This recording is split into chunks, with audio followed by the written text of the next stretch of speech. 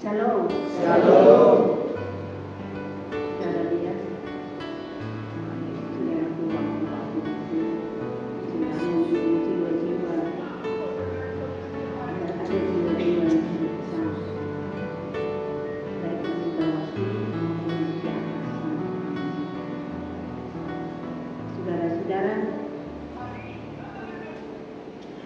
marilah kita sejenak dan aku mempelajari dan mau belajar oleh firman Tuhan pada hari ini.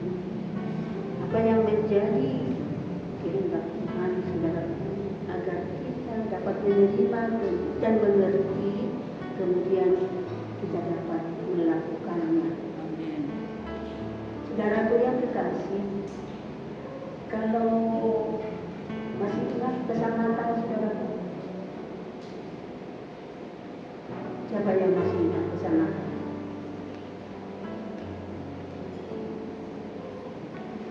Sahabat saya ingatkan kepada kita, setiap kita mengakhiri tahun, kita masuk di Natal dan di situ ada pesan. Untuk kita masuk ke dalam tahun yang baru, dan di tahun baru itu juga ada pesan. Kedua pesan tadi, saudara yang kasih, jangan lupa tanamkan itu di dalam hati, karena pesan-pesan tersebut saudara dapat disampaikan kepada seluruh jemaat atau seluruh orang Kristen yang ada di Indonesia, bahkan barangkali di luar negeri juga dengan pesan yang sama. Itu tidak asal diambil oleh hamba-hamba Tuhan yang penuh dengan Roh Kudus, meminta kepada Tuhan, kepada Juru Selamat, agar saudaraku yang dikasih, kedatangan Tuhan Yesus, saudaraku, dapat dimengerti oleh semua orang, dapat diterima oleh semua orang, dan dapat saudaraku yang dikasih menjadi saudaraku jalan hidup semua orang di dunia ini. Kita datang ke gereja, mungkin barangkali ada firman, masuk sini, keluar sini. Jangan, saudaraku. Nanti akan ada lagi pesan Paskah. Jadi kayaknya 3 kali ya. Pesan Natal, pesan Tahun Baru, pesan Paskah. Firman Tuhan, saudaraku, akan disebar berlandaskan pesan itu. Di sana sini, saudaraku, ditambahkan apa yang perlu harus dilakukan oleh pengikut Tuhan Yesus agar mereka itu, saudaraku yang kekasih, sesuai dengan apa yang direncanakan Tuhan kepada semua pengikut Tuhan Yesus. Apakah saudara pengikut Tuhan Yesus? Amin. Apakah saudara percaya bahwa Tuhan Yesus ingin berencana di dalam kehidupan kita masing-masing? Amin. Ingat itu. Itulah sebabnya kita selalu datang kepada Tuhan Yesus, karena saya dan saudara terdiri dari daging yang sangat lemah. Sehingga begitu lemahnya daging itu, saudaraku yang kekasih, Roh Kudus yang telah dianugerahkan kepada kita tidak berdaya. Sehingga ada firman Tuhan yang mengatakan, memang roh penuh tetapi daging lemah. Nah, kalau itu sudah disampaikan kepadaku dan kepadamu bahwa daging lemah, Roh Kudus menurun, maka saudara cari supaya saya dan saudara tidak lemah. Agar Roh Kudus yang ada pada saudara dan saya menurut, mendengarkan, setia, mendekat kepada Tuhan,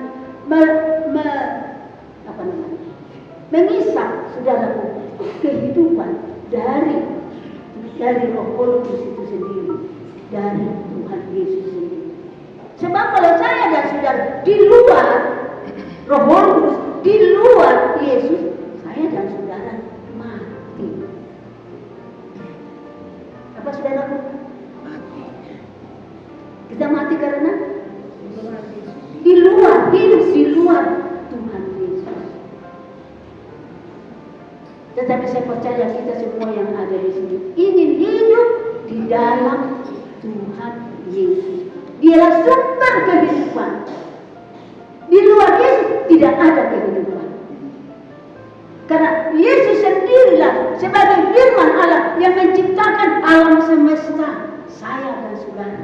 Dan dia sangat mengasihi ciptaannya, sangat bertanggung jawab terhadap yang diciptakannya. Tetapi apakah yang diciptakannya itu memahami, menikmati, mengambil saudara kehidupan itu yang telah disediakan oleh Yesus itu bagi yang diciptakannya. Saudara, supaya saya dan saudara mengingat kembali, saudara, Tuhan kita coba membaca Kesan Natal itu ya saudara, yaitu Kisah Para Rasul 3. Saudara boleh catat itu dan katakan di dalam Alkitab inilah Kesan Natal 2002. Dan melalui Kesan Natal itu kami masuk di tahun yang baru. Awal tahun yang baru ada juga pesan yang sangat berarti bagi kita, supaya kita tidak tinggal diam di dalam kegelapan, tidak tinggal diam di dalam kehidupan di mana Yesus tidak ada. Saudara, dapatkah melihat manusia-manusia hidup atau berada atau hidup tanda kutip ya? Dapatkah saudara melihat manusia-manusia berada di dalam kehidupan tanpa Yesus ada di sana? Kalau saya dan saudara tidak dapat melihat saudaraku, maka saudara dan saya sebetulnya belum mengalami hidup di dalam Yesus.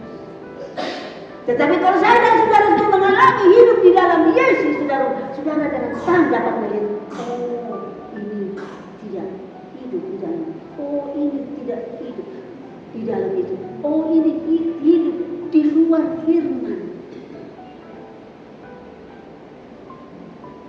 Dan kalau kita sudah tahu, maka kita seperti saudaraku yang kekasih, apa yang direncanakan oleh Tuhan Yesus kepada saya, yaitu agar saya dan saudara, apa saudara? Rencana Tuhan Yesus memanggil saudara dan saya, supaya saudaraku yang kekasih, supaya saya dan saudara dapat melihat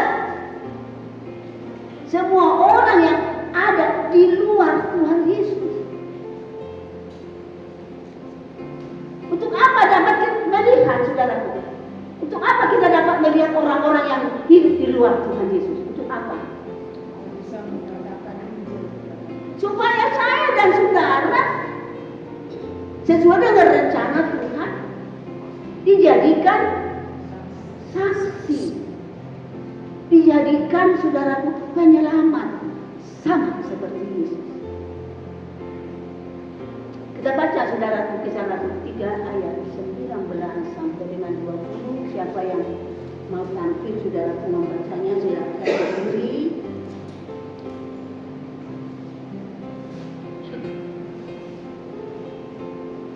Kisah Para Rasul 3 ayat 19 sampai 20. Demikianlah firman Tuhan.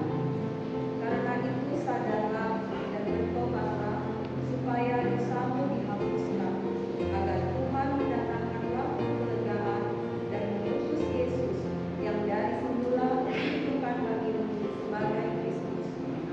Amin.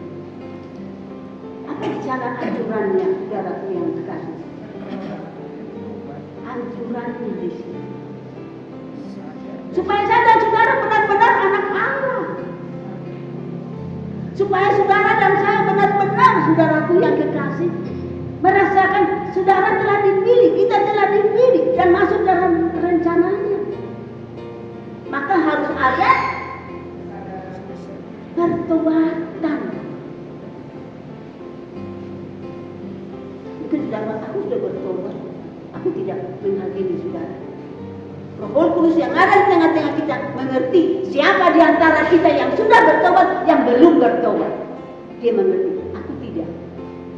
Tetapi dia, kita percaya Yesus, Roh Kudus ada di tengah-tengah kita mengerti siapa di antaramu, di antara kita yang hanya pura-pura ikut Yesus, hanya ingin saudaraku yang kekasih diberkati.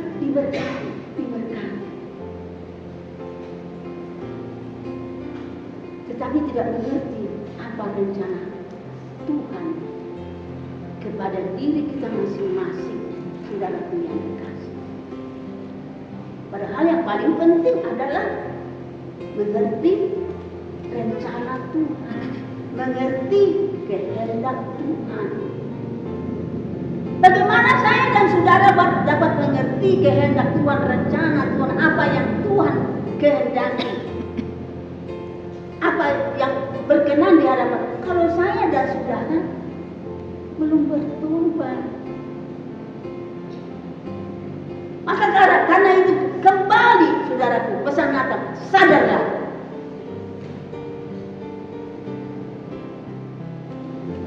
Dan bertobat. Apa arti pertobatan, saudara? Sudahkah saudara mengerti arti pertobatan? Siapa yang mengerti arti pertobatan? Angkat tangan.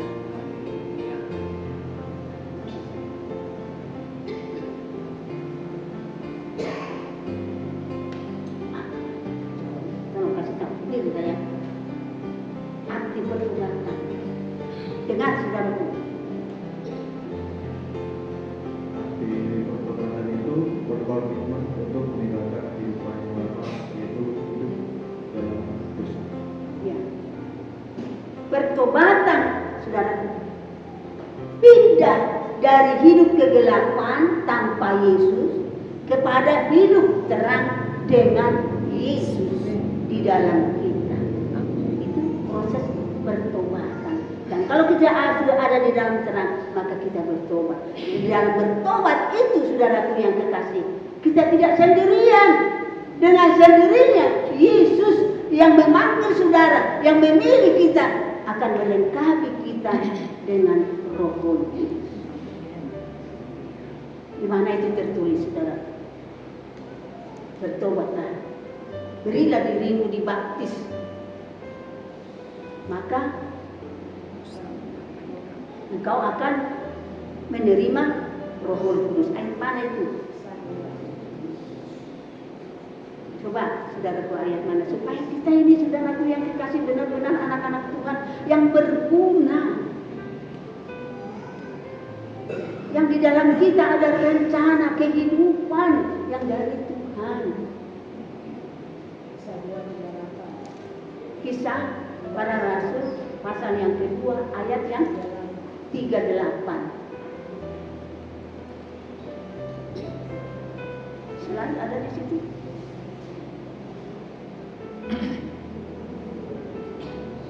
Kisah Para Rasul 2 ayat 38. Siapa mau baca?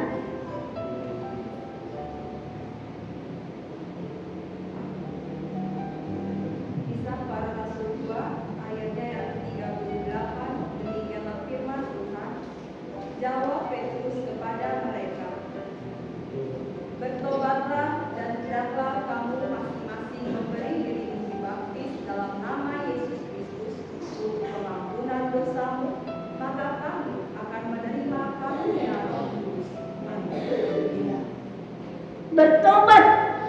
Tadinya hidup kita ada di dalam kegelapan, nggak tahu arah kemana. Pokoknya ya maaf kata seperti binatang, ada kehidupan tapi nggak ada rohnya,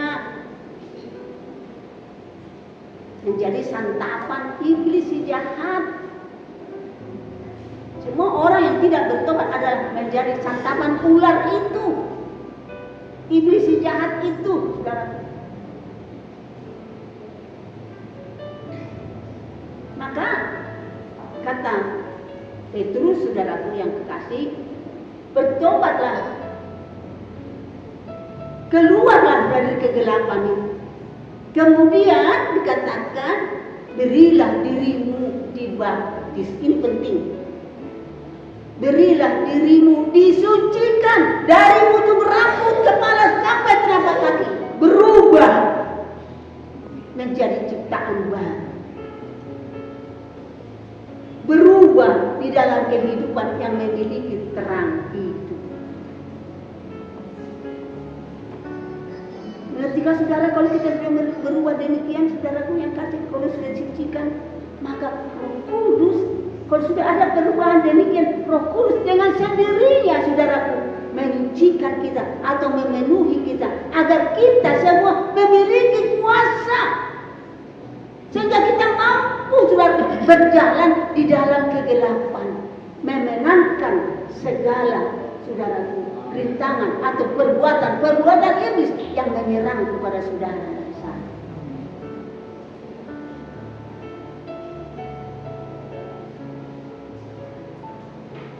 Kalau saya dan saudara hidup di dalam hal yang demikian, maka saudara itu sebenarnya, ya, kalau sudah Roh Kudus ada di dalam kita, saudaraku yang kekasih, ya, coba baca dulu, yaitu Kisah Para Rasul 1 ayat 8 ya. Ya, bagaimana saudaraku yang bertobat, kemudian Roh Kudus ada di dalamnya, saudaraku yang dikasih, maka dia jadi ciptaan baru.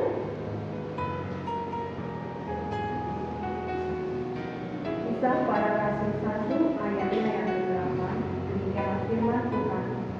Tetapi kamu akan menerima kuasa kalau Roh Kudus turun ke atas kamu, dan kamu akan menjadi saksiku di Yerusalem dan di seluruh Yudea dan Samaria dan sampai ke ujung bumi. Ada haleluya? Haleluya. Kalau kita sudah bertobat, kemudian Tuhan Yesus yang saudaraku memilih saya dan saudara, ya.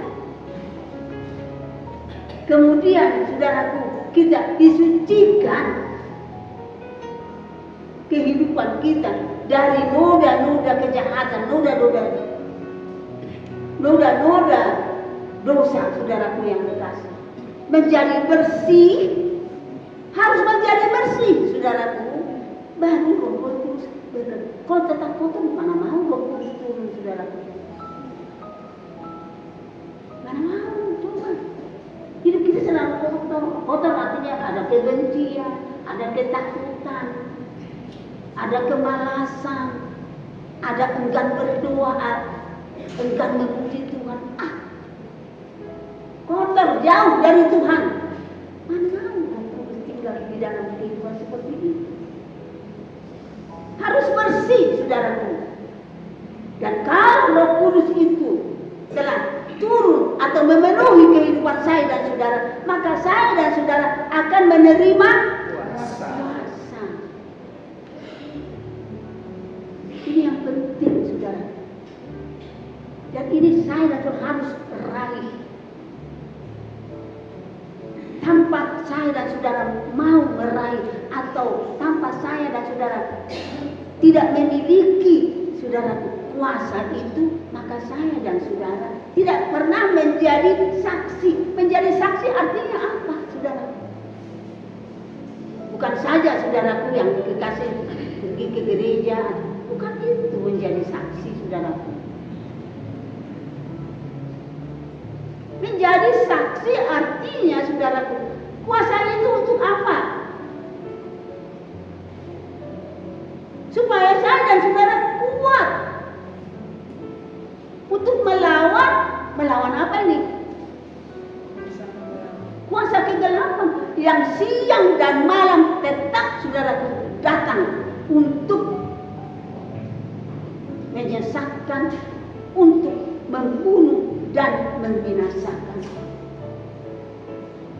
Tetapi kalau Roh Kudus sudah ada, saudaraku yang kekasih, boro-boro kuasa kegelapan itu, saudaraku yang kasih, mau menyesatkan atau dapat menyesatkan atau membunuh, membinasakan, boro-boro bisa. Melihat saja sudah lari dari saudara dan dari saya. Itulah gunanya Roh Kudus.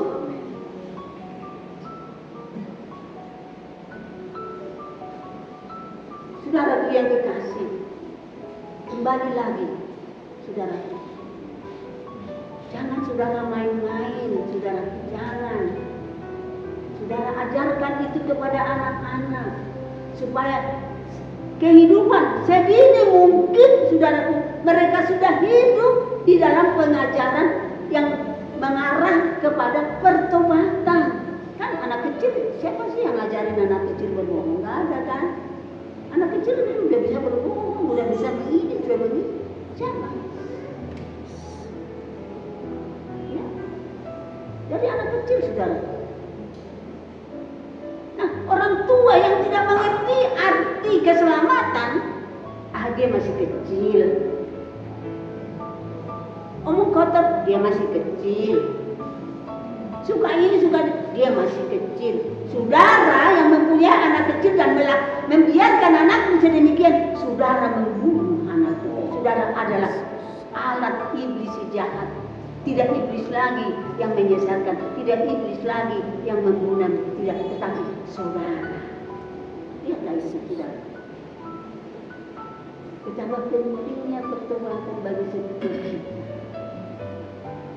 Betapa pentingnya hati kita, pikiran kita, kehidupan kita disucikan dari noda-noda kejahatan. Raih ibu bapak, jangan katakan dia masih kecil. Raih itu kesucian, pertobatan itu, saudara-saudara pemuda-pemudi, agar engkau tidak segini-gini aja. Saudara membawa teman.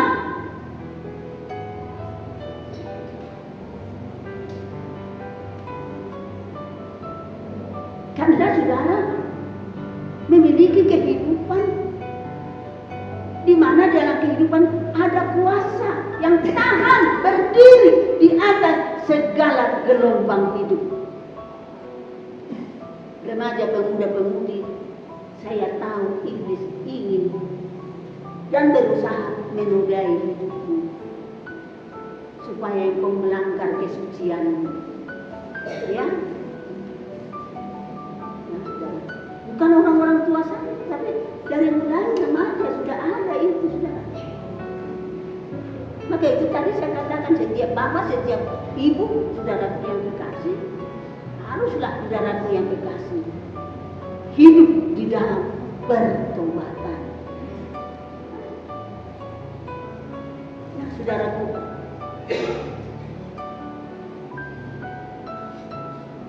itulah pesan Natal kepada kita.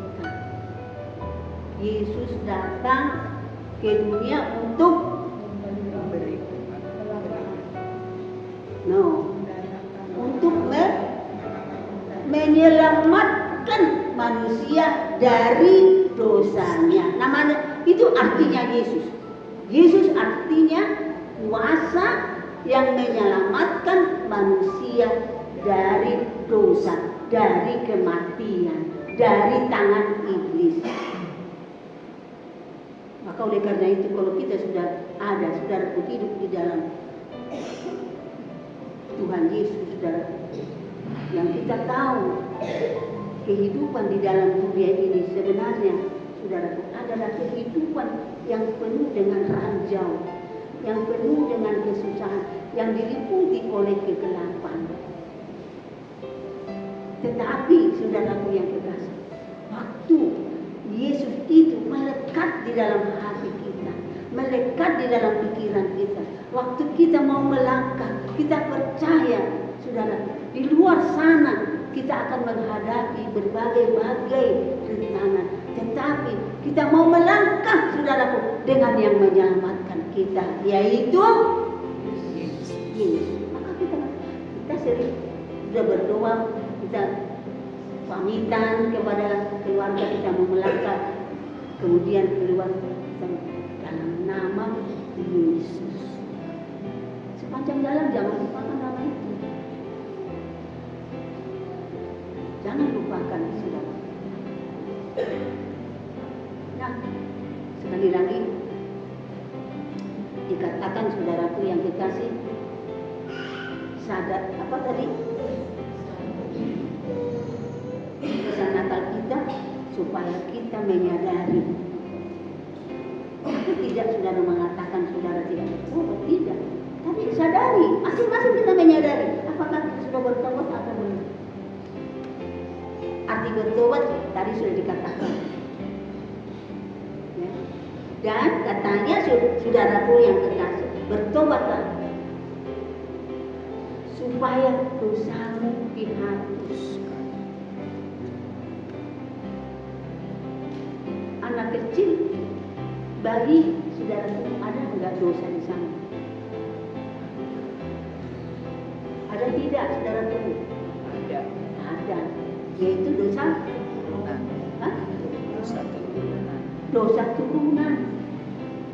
Semua manusia turunan Adam dan Hawa adalah hidup di dalam dosa, diturunkan oleh Adam dan Hawa. Nah, oleh karena itu, kalau kita tahu bayi kita, anak kita yang kecil, saudaraku yang kekasih, juga dikuasai dosa. Dosa itu mendatangkan apa? Maut, kematian, tak berdaya. Hidup tapi tak berdaya. Bernafas tak makan tapi tak berdaya. Melawan saudaraku yang kekasih. Kuasa-kuasa yang menyesatkan. Ini jalan hidup supaya engkau sukses. Supaya engkau pintar, supaya engkau naik kelas, supaya engkau disenangi temanmu. Kan ada itu datang menyesat, saudara. Tetapi sejak bayi engkau letakkan bayimu itu di hadapan Tuhan. Siang malam jangan engkau berhenti untuk bayimu, untuk anakmu, untuk keluargamu, untuk suamimu, untuk istrimu, untuk saudara-saudaramu, ibu bapamu. Semuanya saudaraku harus kita bawa kepada Tuhan.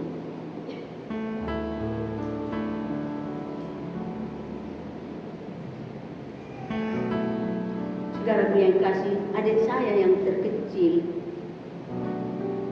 di Australia, saudaraku yang kekasih, dia itu penakut, saudara. Dulu kami masih hidup di sini, di sebelah ini rumah kami. Setiap hari suka datang saudaraku orang yang sunatan, ya kan, pulang naik kuda, terus di depannya ada ondel-ondel. Itu sering saudaraku. Sekarang kelihatan lagi yang sunatan begitu. Dulu ada naik kuda itu. Kalau gitu sudah lewat, saudara. Adik saya yang terkecil ini lalu selalu takut kepada ondel-ondel. Berkali-kali ketika apa itu kan enggak orang di dalam tidak, saudara. Kemudian dia menikah dengan orang Australia, tetapi orang Australia tadi ateis. Asal berbuat baik, orang Barat itu asal berbuat baik. Aku tidak menyinggung engkau, aku tidak mau kau singgung. Hidup masing-masing, itulah kepercayaannya. Jadi saudaraku, orang adik saya ini akhirnya terpengaruh, saudara, kepada apa yang diucapkan suaminya, sehingga saudaraku yang dikasih, dia tidak percaya lagi kepada Tuhan dan dia tidak mau ke gereja. Tapi ketakutan selalu ada. Kemudian suaminya meninggal. Dan apa ya saudaraku? Dia kalau sudah malam semua lampu-lampu dinyalakan. Kemudian kalau dia mengurung di kamarnya, saudaraku yang kasih, kalau orang lihat saudaraku, dia rasa dia ingin membunuh kepadanya. Saya selalu dan kami memang sekeluarga berdoa sama untuk seluruh sanak famili kami, juga kepada adikku ini. Pada suatu kali saudaraku ini saya rasa saya mendengar kabar saudaraku dari adik saya yang ada di Ciledug. Sekarang dia berubah gimana? Dia ke gereja, dia rajin, bahkan melayani Tuhan. Wah, saya kaget saudaraku. Padahal di dalam doa-doa sahabat saya selalu melihat dia dalam ketakutan, diburu-buru oleh kuasa kegelapan. Waktu saya berdoa terakhir saya mencucurkan air mata, saudara. Terima kasih Tuhan, Engkau mendengar doa kami. Jadi saudara jangan berhenti mendoakan siapapun, terlebih keluargamu, anakmu. Jangan pernah benci kepada mereka. Doakan anakmu yang masih mau mencuri, yang berbuat nakal, doakan supaya diselamatkan.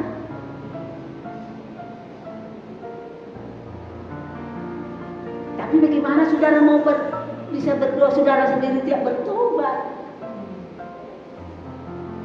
Dosa saudara belum dihapus. Dibaptis begitu saja, tanpa ada penyucian di dalam segenap kehidupannya. Urutan-urutan itu saudara dan saya harus pelajari benar-benar. Dan kalau saya dan saudara sudah bertobat, saudara punya kasih. Dan Roh Kudus, saudara, kita disucikan, Roh Kudus hidup di dalam kita, memenuhi kita, maka firman yang berkata, tinggallah di dalam aku di dalam engkau, maka engkau akan berbuah lebat. Yohanes berapa itu? Ya, 15. Ayatnya yang kalau nggak salah ayat yang berbuah lebat artinya doa-doa saudara didengar. Air mata saudara sudah tidak terbuang begitu saja, ditampung oleh Yesus di kirbannya. Sehingga kirbannya kadang-kadang sudah penuh. Dengan berbelas kasihan, Roh Kudus akan datang kepadamu dan kepadamu untuk menolong. Roh penolong, Roh Kudus, Roh penolong, Roh kebenaran, Roh penghidup. Itu ketiganya saudaraku, itu nama saudaraku langsung ada di dalam hidup kita. Walaupun saudaraku jalan kita sesak dan sempit, mungkin oleh karena ekonomi, mungkin oleh karena kesehatan, mungkin oleh yang lain-lain, rasanya sesak kehidupan ini saudaraku. Tetapi di dalam jiwa dan roh kita ada kelegaan. Sehingga akhir dari jalan sempit itu adalah hidup kekal. Kita harus mengalami. Gak bisa nggak diperjuangkan itu. Saudaraku yang kekasih, kesempatan yang luar biasa. Yaitu sekali lagi Kisah Rasul 3 ayat 19 ayat sampai 20. Catat saudara, berulang-ulang membaca. Pesan itu untuk melangkah saudaraku ke tahun 923. Tahun melangkah. Kita tinggalkan semuanya.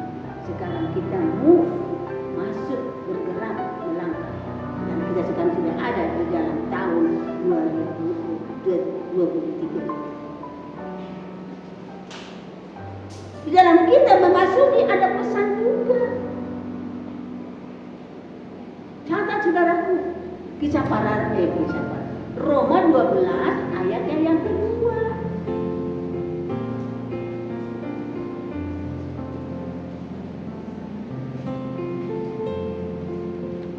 Roma 12 ayatnya yang kedua.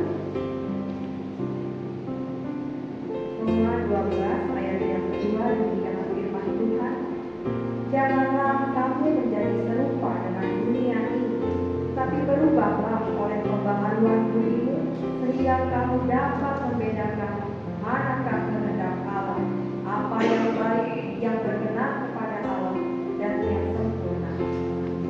Kita bangkit berdiri untuk membaca ini. Saudara kalau boleh hafal ini, saudaraku yang dikasih ya. Oh Tuhan Yesus. Kita baca Roma 12 ayatnya yang kedua, saudaraku yang kekasih. Roma 12 ayat yang kedua, demikianlah firman Tuhan. 2, 3. Janganlah kamu menjadi serupa dengan dunia ini, tetapi berubahlah oleh pembaharuan budimu, sehingga kamu dapat membedakan manakah kehendak Allah, apa yang baik, yang berkenan kepada Allah, dan yang sempurna. Amin. Apakah kita bisa mengatakan tanpa membaca? Haleluya. Mari kita ucapkan tanpa melihat Alkitab. Haleluya. 2, 3. Janganlah kamu menjadi serupa dengan dunia ini, tetapi berubahlah oleh pembaharuan budimu, sehingga kamu dapat membedakan apa yang baik, apa yang berkenan kepada Allah, dan yang sempurna. Amin. Roh Kudus Tuhan Yesus memberkati saudara. Haleluya. Yang sudah bertobat tadi, saudaraku yang kasih, tidak boleh lagi serupa dengan dunia ini. Dunia ini tidak mengenal Yesus. Dunia ini sudah menolak Tuhan Yesus. Dunia ini mempunyai jalannya sendiri untuk mencari rezekinya. Dunia ini, saudaraku, penuh dengan lika-likunya, penyesatannya. Jangan kita serupa dengan dunia yang berliku-liku, yang Tuhan tahulah.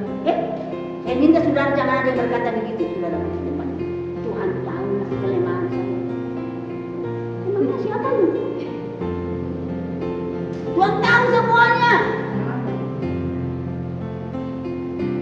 Coba kita baca Amsal 15 ayat yang ketiga.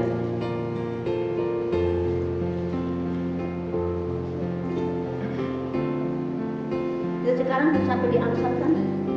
Saya mohon saudara-saudara mempelajari Amsal, bagus di pengajaran pengetahuan ada di situ.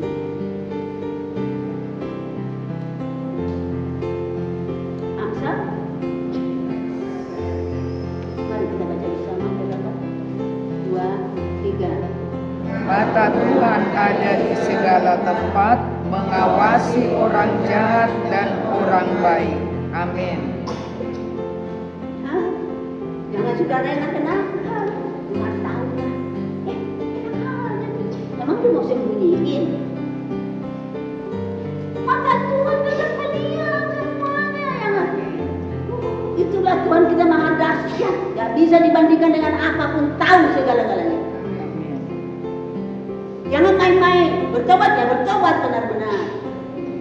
Ikut Tuhan benar-benar. Supaya saudaraku, saya dan saudara berakar tinggal di dalam Yesus.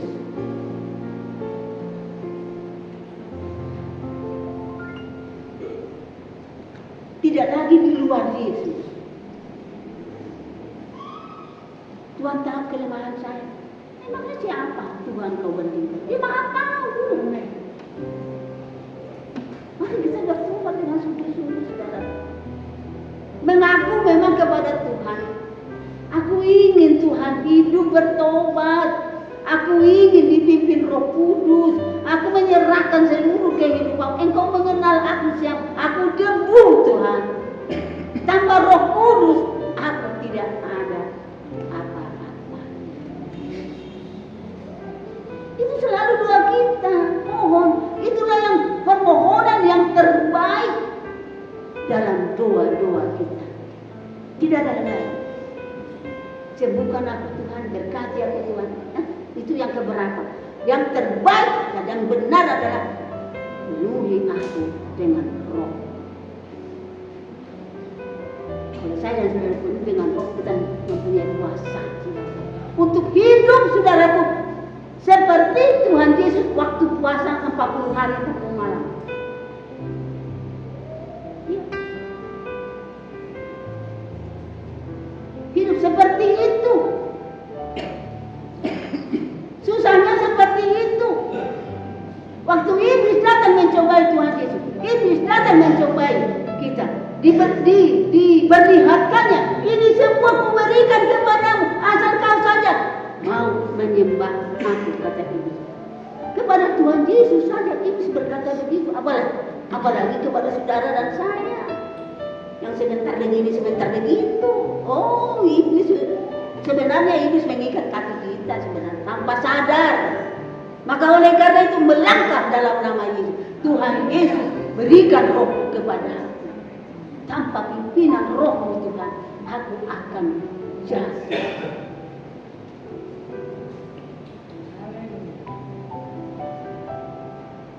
Sekarang kita lihat, saudaraku, bangku-bangku kita ini. Mengapa begitu? Tadi rencana Tuhan kepada kita apa?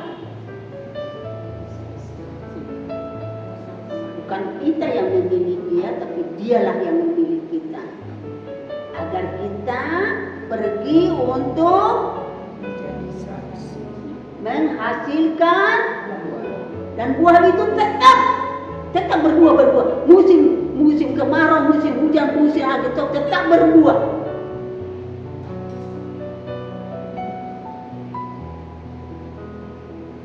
Karena Roh Kudus yang berkuasa itu memimpin kehidupan saudara dan saya. Roh Kudus akan mengatakan, kabarkan Injil kepada dia.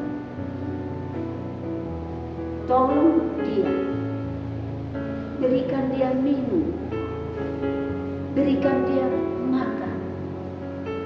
Banyak saudaraku yang harus kita berbuat, dan engkau dan aku mendengar.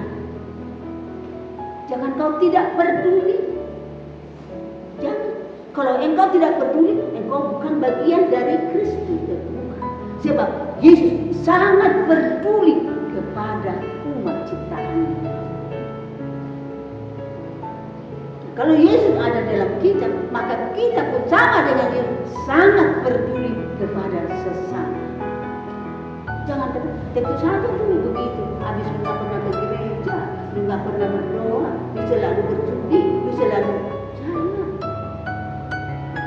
Pandang dia sedang hidup di dalam kegelapan, engkau di dalam terang. Bersinarlah, pancarkanlah terang Kristus itu kepadanya.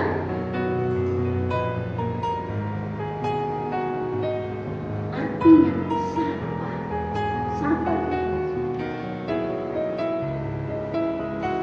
yang ada di dalam kita.